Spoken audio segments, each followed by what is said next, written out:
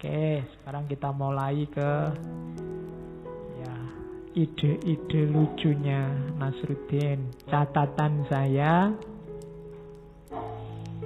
cerita-cerita yang beredar tentang Nasruddin di mana-mana itu jangan dianggap itu persis ya kayak gitu cerita hidupnya Nasruddin. Enggak.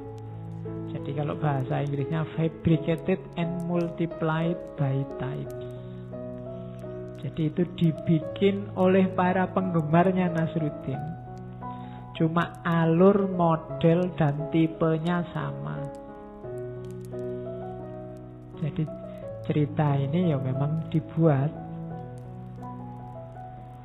Cuma ya kayak gitu Nasruddin itu dulu. Terus diilustrasikan versi orang Indonesia, versi orang Turki, versi orang. Tapi narasinya rata-rata sama. Cuma dibikin sesuai lokal masing-masing. Jadi jangan dianggap persis begitu ceritanya. Enggak. Tapi visi atau misi semacam itulah yang dibawa dengan segala kelucuannya oleh seorang Nasruddin dalam hidupnya. Jadi yang pertama itu. Jadi tidak usah ditanya, itu kejadian benar apa fiktif? Mungkin fiktif kejadiannya, cuma misi pesan yang dibawa oleh Nasruddin dan gaya lucunya memang begitu. Jadi orang kan nggak bisa detail cerita satu-satu. Nasruddin bukan nabi. Kalau nabi kan diriwayatkan an siapa. Kalau Nasruddin kan enggak. Orang ceritanya semacam folklore aja. Cerita-cerita rakyat. Kayak cerita kancil itu loh. Kamu kan nggak tanya beneran boh kancilnya ada di mana sekarang. Itu kancil kelahiran tahun berapa yang nyuri timun itu kan enggak begitu. Tapi kamu ngambil hikmah rahasia di balik cerita itu kan begitu. Nah, tentang Nasruddin juga begitu. Yang kedua, misinya cerita-cerita itu biasanya misi humanistik. Misi pertama. Jadi biasanya yang dibawa adalah kegembiraan, menikmati hidup, menunjukkan betapa hidup ini beragam. Ini kesadaran 3 ini aja kalau kamu punya kamu sudah luar biasa. Hidup yang gembira, hidup yang nikmat, sadar bahwa hidup ini macam-macam. Ini sudah bekal luar biasa dirimu untuk bisa bahagia. Jangan hidup yang murung. Orang murung itu, orang pesimis itu biasanya melihat aspek negatif apapun yang kamu alami. Kalau orang pesimis, orang gembira itu melihat sesuatu secara gembira. Tidak lulus mata kuliah kalau orang gembira. Wah, alhamdulillah tidak lulus, bisa belajar lagi. Wong aku belum ngerti apa-apa. Itu kan gembira. Jadi masih bisa tertawa meskipun tidak lulus. Kok semuanya tidak lulus? Wah, alhamdulillah berarti diingatkan.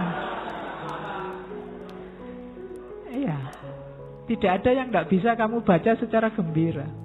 Paling mentok adalah alah wong ini urusan dunia aja, ngapain sumpek-sumpek amat. Itu kan simple. Paling mentok kan ke situ kamu. Tidak ada alasan untuk tidak gembira. Orang yang tercinta pergi meninggalkanmu semua. Wah ya, dia malah nyaman berangkat duluan, tidak ngalami sumpeknya pilkada 2019 dan pilpres 2019 juga misalnya. Itu kan bisa bikin alhamdulillah kita yang lebih sumpek ini yang tidak berangkat.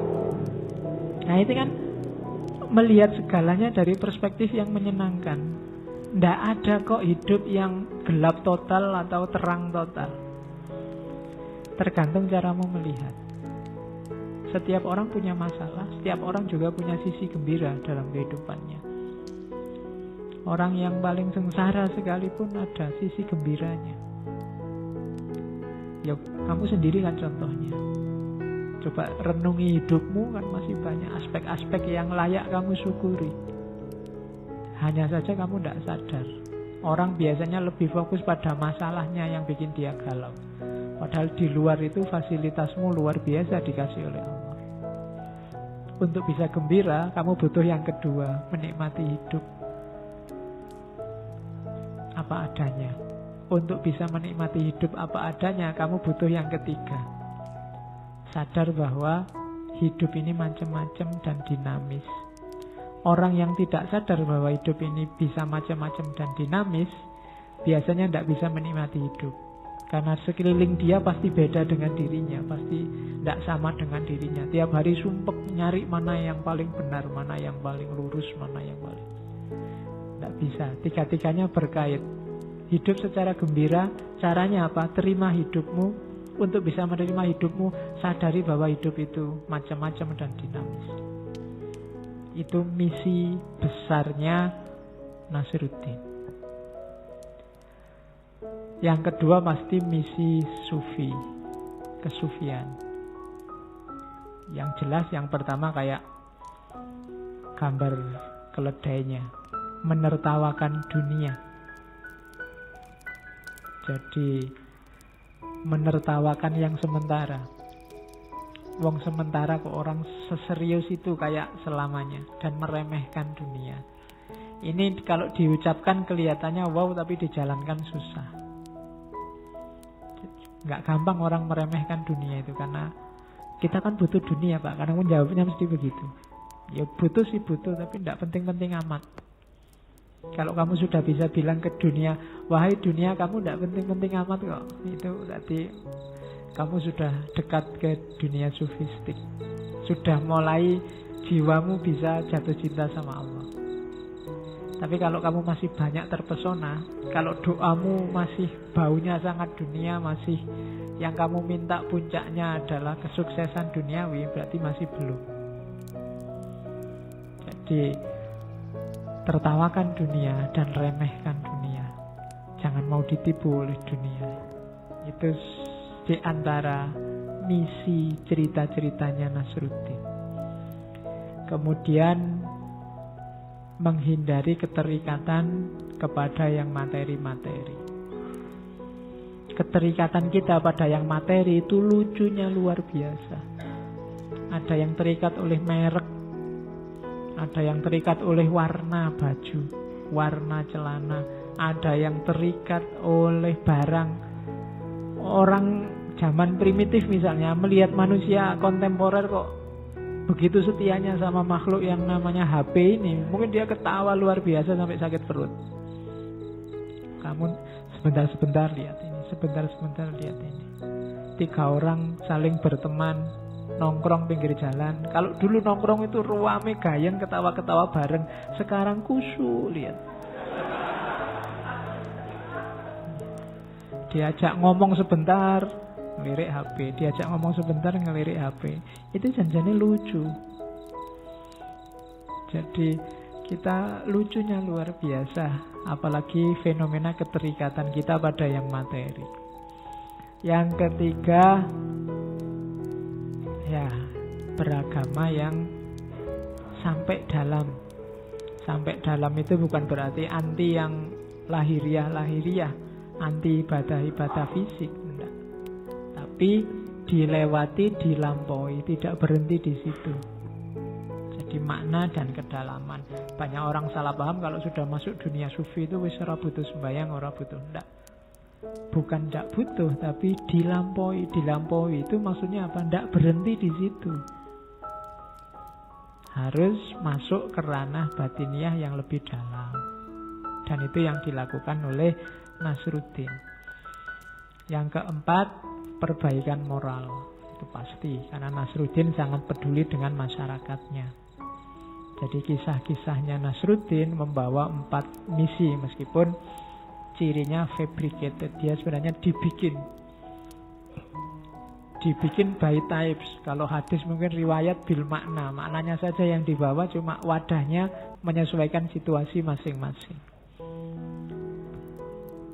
Nah, kenapa kita harus belajar cerita-ceritanya Nasruddin? Saya ngutip Idris Shah. Idris Shah ini beliau yang membawa ajaran sufi ke barat.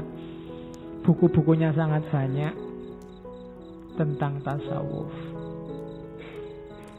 Dan Idris Shah nulis 4 buku tebal tentang Nasruddin.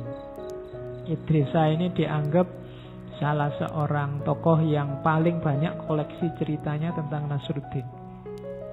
Kamu cari, ada online-nya, cuma yang online bahasa Inggris. Saya tidak tahu kalau kamu baca cerita lucu bahasa Inggris bisa ketawa apa enggak. Ya, karena bagian yang lucu kamu tidak paham terus buka kamus lama diajak sak kata ngono ya ora sida ketawa mungkin ya. Katanya Idrisah, it is believed that the mystical effect of 7 Nasruddin tales studied in succession. Jadi dipercaya bahwa efek mistiknya ceritanya Nasruddin 7 saja. Jadi kamu nggak harus belajar semua. Kamu ambil 7 saja ceritanya Nasruddin, katanya Idrisah, is enough to prepare an individual for enlightenment. Jadi sudah cukup untuk menyiapkan jiwamu menerima pencerahan. Jadi katanya Idrisah, ambillah 7 ceritanya Nasruddin, kamu renungi, kamu gali sedalam mungkin, kamu akan tercerahkan. Tidak usah banyak-banyak, karena kalau banyak-banyak mesti kamu kumpulkan lucu-lucunya dok. Tapi ambil 7 saja, 7 terus kamu gali sendiri. Misalnya kamu beli buku yang anekdot-anekdot lucu-lucunya Nasruddin itu, kamu pilih dari sekian banyak ini, saya ngambil 7 ini mau saya perdalam. 7 itu cukup untuk mencerahkanmu. Jadi boleh kamu coba. Malam ini saya bawa beberapa agak banyak cerita-cerita. Nanti kamu pilih yang cocok sama dirimu. Kalau yang saya bawa ke sini ya maknanya dari saya. Tapi kamu harus menggali sendiri makna dari setiap cerita. Dan tidak usah khawatir. Kalau ini saya bawa Rumi, bahwa sufi pun butuh tertawa. If you want special illumination, kalau kita ingin dapat pencerahan yang khusus dari Allah, kamu ingin menggali pencerahan, caranya gampang, itu dari Rumi. Look upon a human face, tataplah wajah manusia. See deeply, tatap sedalam-dalamnya. Within laughter, di balik tertawanya, the essence of ultimate truth, ada hakikat kebenaran yang sejati. Terus kamu cari rahasianya quote ini. Kenapa di balik tertawa itu ada hakikat kebenaran yang sejati kan? Tertawa itu 90% tulus. Kecuali tertawa yang tidak enak, yang dibikin-bikin. Tertawa yang hanya partisipasi. Ya, tertawa partisipasi itu misalnya kamu diajak ngobrol dosenmu terus dia ngelucu, jadi tidak lucu tapi kamu tidak enak. Kalau tidak ketawa kan tidak enak, kamu terpaksa tertawa, jadi ya tidak lucu. Nah itu tidak tulus namanya. Tertawa yang tulus. Ya, tertawa yang tulus itu dari dirinya sendiri. Jadi karena alasannya memang keluar dari jiwa, makanya di situ ada the essence of ultimate truth. Masa kamu kalah sama hantu-hantu itu? Hantu-hantu itu lebih ceria dari kalian. Mesti ketawa. Kuntilanak itu ketawa. Mak lampir itu ketawa terus. Kalau kamu malah merengut terus. Pendekar-pendekarnya malah merengut-merengut. Setannya ketawa semua. Kamu kalah sama setan-setan. Setan-setan lebih gembira. Kamu yang banyak sekali fasilitas, banyak anugerah, malah sumpek tiap hari. Oke, mulai sekarang mari kita tertawa. Termasuk yang bercita-cita jadi sufi harus bisa tertawa. Jangan serius terus, mentang-mentang belajar tasawuf terus kamu wajahmu serius terus. Ada apa-apa, astagfirullah, subhanallah. Yo, santai lah bro. Terus, kita masuk ke anekdot-anekdot ya. Ini anekdot terkenal sekali. Ajaran pertama dari Nasruddin. Jadi satu ketika Nasruddin ini sama anaknya jalan-jalan pakai keledai. Ini teman-teman pasti pernah dengar. Keluar pertama, Nasruddin sayang sama anaknya yang naik keledai, Nasruddin yang jalan. Ada orang lewat, komentar, wah itu anak muda kok tidak menghormati yang tua. Harusnya yang muda yang jalan di bawah, yang tua yang naik. Yang muda kan lebih kuat. Akhirnya ganti posisi, Nasruddin yang di atas, anaknya yang jalan di bawah. Jalan beberapa langkah lagi sama keledainya, ada yang komentar lagi. Wah, yang tua itu tidak tahu diri, dia enak-enakan naik keledai, anaknya suruh jalan kaki. Akhirnya sumpek lagi, sudahlah, naik bareng-bareng aja, anaknya di pangku, jalan berdua. Jalan berapa langkah, ada yang komentar lagi. Wah, ndak punya peri kebinatangan itu. Masa keledai seringkih itu dinaiki berdua? Apa ya ndak punya rasa sama sekali? Sumpek lagi. Waduh, piye lho, sudahlah Pak, jalan aja. Berdua jalan, keledainya dituntun. Masih ada yang komentar. Orang kok bodoh banget ya, bawa keledai. Harusnya dinaiki malah dituntun. Berat-berati aja. Oke, itu ya dibalik itu sebenarnya sudah bisa diraba ajarannya. Yang pertama, kenapa kok Nasruddin dan anaknya bingung? Karena dia tidak percaya diri dengan kebenarannya sendiri, tidak punya keyakinan. Kalau kita mendengarkan komentar orang, padahal kita sudah merasa benar, kok hasilnya kita bingung, kita mirip ceritanya Nasruddin ini. Wong tadi di awal sudah yakin, hanya dengar komentarnya temanmu yang satu itu atau musuhmu yang satu itu, sekarang kamu goyah. Padahal di situ ajaran utamanya apa? Benar atau salah, pantas atau tidak pantas, itu kan perspektif. Yang paling baik sekalipun bisa kamu bunyikan jeleknya. Yang jelek bisa kamu bunyikan baiknya. Tergantung caramu membaca. Kalau ada temanmu rajin ke masjid, bisa kamu sebut dia ala pamer. Aku soleh tapi tidak tak pamer-pamerin gitu. Ya kan bisa kayak ngono. Ya kan? Bisa kamu bunyikan jeleknya.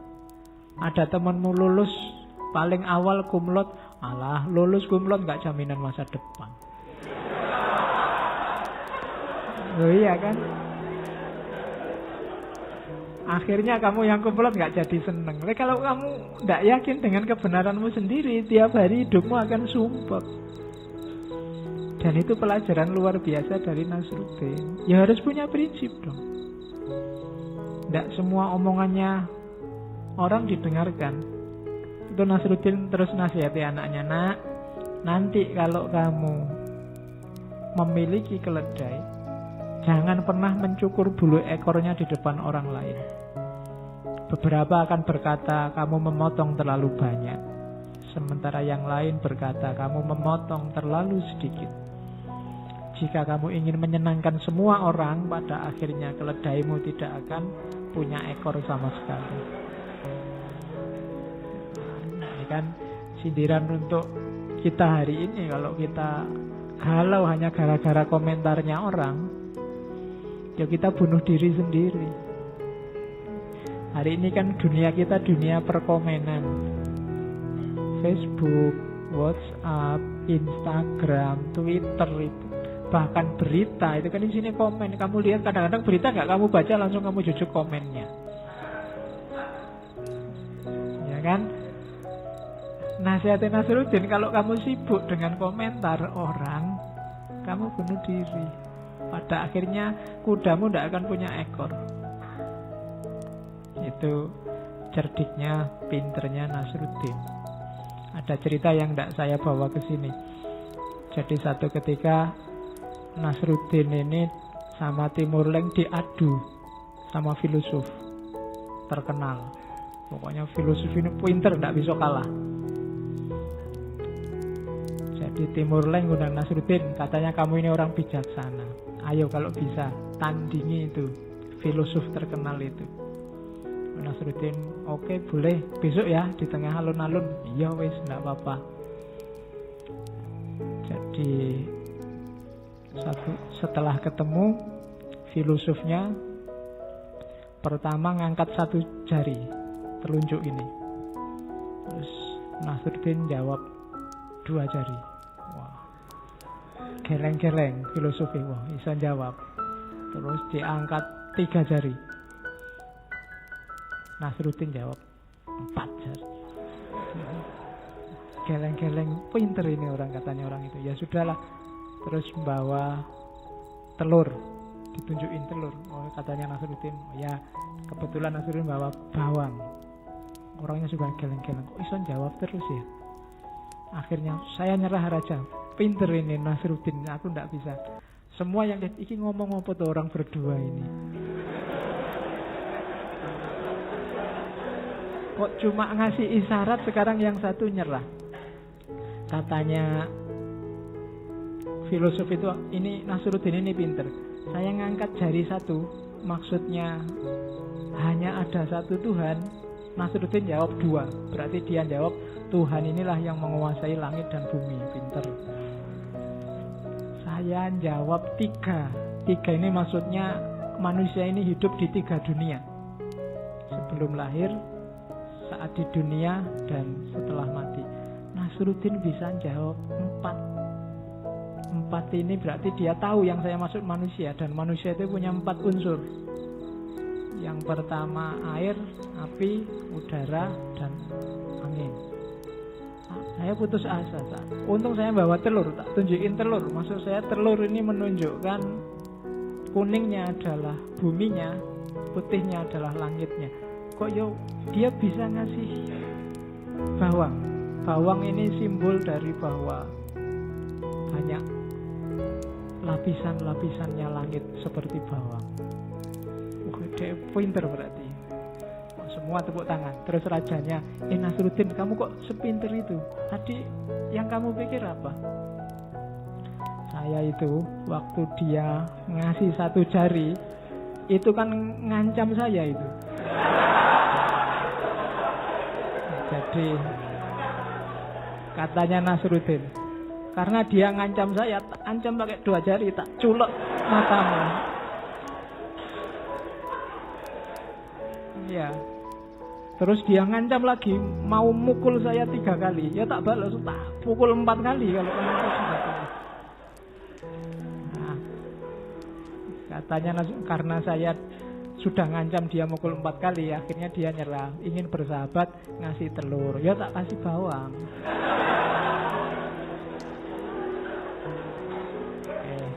Jadi yang satu mikir makanan sama tawuran, yang satu mikir filosofi kelas tinggi. Jadi itu sindiran luar biasa bagi yang ahli filsafat. Mikirin jelimet-jelimet, ternyata maknanya ya simpel, sederhana, tidak seruat yang dibayangkan. Oke, cerita pertama. Cerita kedua, ini ceritanya Nasruddin waktu dia jadi qadhi di pengadilan. Ini banyak dipakai di cerita-cerita humor. Tapi sebenarnya maknanya adalah, jadi waktu ada kasus, Nasruddin yang jadi hakimnya. Yang pertama nuntut jaksanya. Jaksa nuntut macam-macam dengan argumennya, terus Nasruddin melihat jaksa itu, iya, menurutku engkau benar. Terus pembelanya datang. Oh, enggak bisa, dia salah bla bla bla bla. Terus Nasruddin lihat yang pembela, menurutku engkau juga benar. Terus dua-duanya komplain. Lah kok bisa? Saya benar, dia benar, kan harusnya satu benar, satu salah. Kau juga benar ngomong gitu. Jadi iki benar, itu benar. Yang menyanggah dua-duanya juga benar. Itu kan ya memang lucu, tapi dibalik itu ada rahasianya. Itu di catatan saya, konflik itu kebanyakan kalau kita jeli bukan antara benar dan salah. Kalau antara benar dan salah itu gampang, tinggal kamu milih yang benar. Tapi yang bikin susah itu apa? Seringkali konflik itu antara yang benar dan yang benar. Yang ini benar, yang itu benar. Itu butuh kebijaksanaan khusus untuk milih yang pas dari dua kebenaran itu. Dan jangan khawatir, apapun yang kamu pilih, insya Allah kamu jatuhnya pada kebenaran. Dua-duanya sama-sama benar, tinggal kamu putuskan yang mana. Jadi tidak perlu harus gegeran. Wong podo bener. Kamu milih calon A, Ya benar, wong dia mencalonkan diri dan kamu milih calon B juga begitu. Tidak ada yang salah. Jangan membuat kesalahan baru dari dua hal yang sebenarnya sama-sama benar. Itu filosofinya. Yang kedua, bagi saya, hati-hati kalau memutus karena dua hal yang benar. Yang itu menurut perspektifnya sana sini benar, situ benar, maka keputusan hukum itu tidak bisa didasarkan pada keyakinan kebenaran masing-masing. Kalau dasarnya keputusan itu keyakinan aku benar, itu mungkin maling itu jangan dihukum, dia yakin benar. Koruptor itu punya alasan, mungkin dia yakin dirinya benar. Maka tidak boleh menghukumi dengan dasar wong aku yakin benar kok. Di situ gunanya hakim yang tidak bisa sembarangan. Dan yang ketiga, kenapa orang protes tadi? Nasruddin bilang kau benar, ini benar, itu juga benar. Karena biasanya orang mengharapkan kebenaran itu satu tunggal utuh, tidak ada tandingannya, ideal. Dan dalam hidup agak mimpi kita untuk ketemu yang semacam itu. Susah loh nyari kebenaran yang sempurna ideal itu. Jadi disindir oleh Nasruddin, loh itu ya benar, ini juga benar. Engkau yang komplain juga benar. Masing-masing ada sisi kebenarannya sendiri-sendiri. Jadi anekdot ini ada rahasianya, maka pakailah anekdot ini untuk kalau ada orang berkonflik.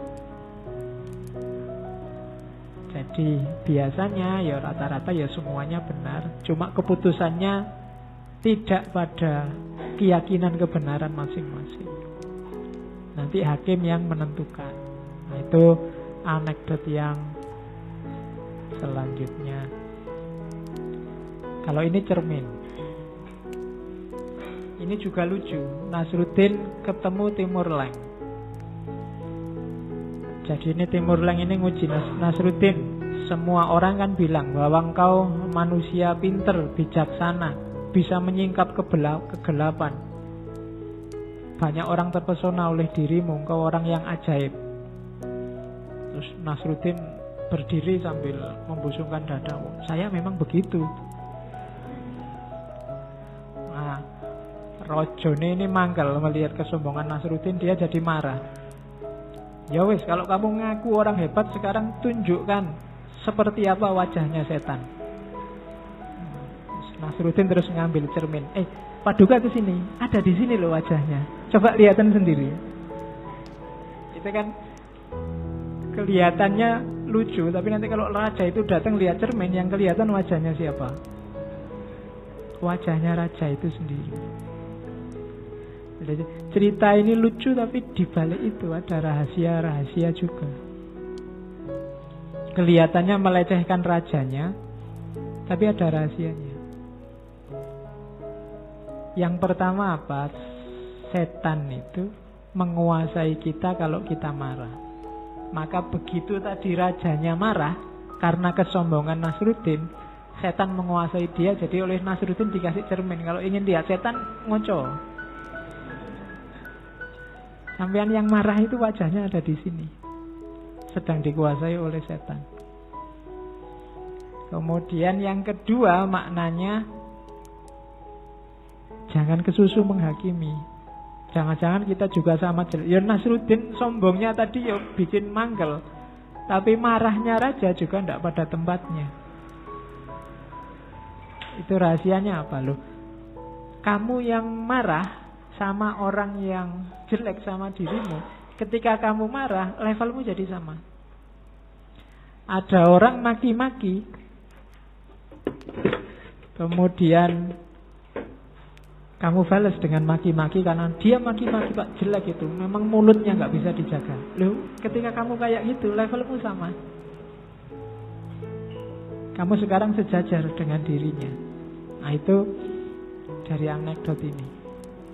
Jadi hati-hati, jangan-jangan kita ada di level yang sama dengan orang yang kita kritik. Dan yang ketiga, ini nasihat praktisnya.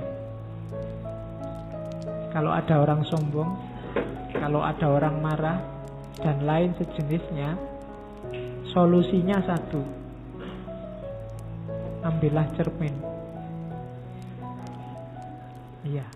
Kalau kamu lagi marah, kalau kamu lagi sombong, kalau kamu merasa sedang melakukan kejahatan-kejahatan hati, bercerminlah. Bercerminlah itu maksudnya muhasabahlah.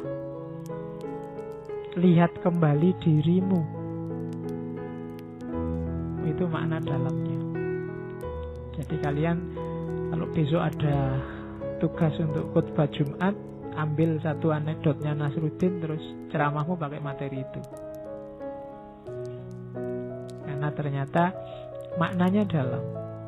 Kelihatannya lucu, tapi dibalik itu makna. Kalau semula kan kalian membacanya cuma lihat lucunya saja, tapi ternyata dibalik yang lucu itu maknanya dalam.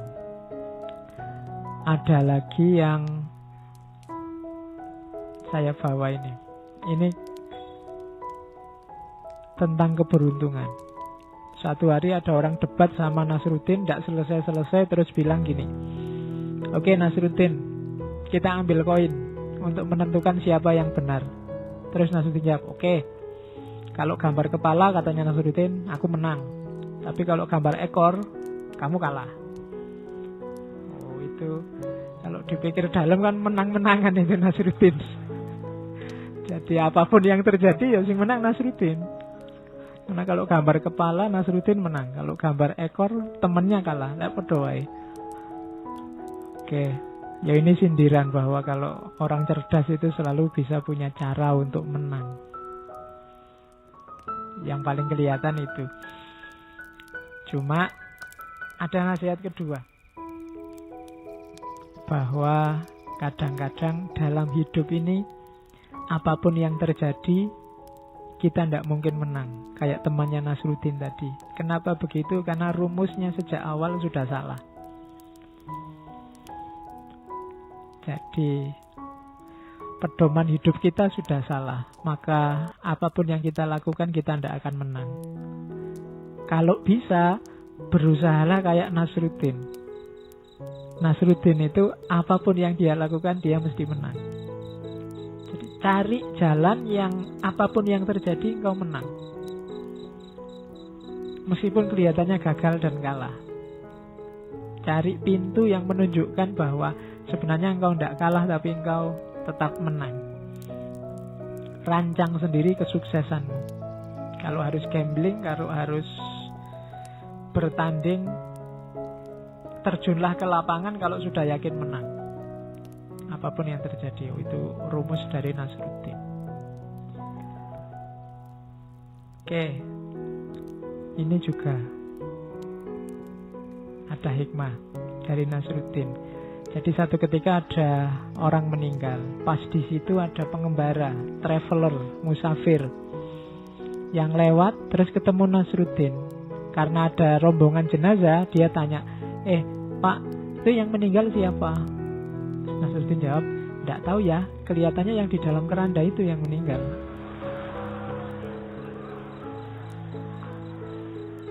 Nah, ya, itu kan lucu. Ya yang jelas rahasianya yang pertama, ya Nasruddin jujur. Ya dia tahunya itu, tidak tahu detailnya. Ada lagi yang lebih dalam sebenarnya. Apa rahasia yang lebih dalam?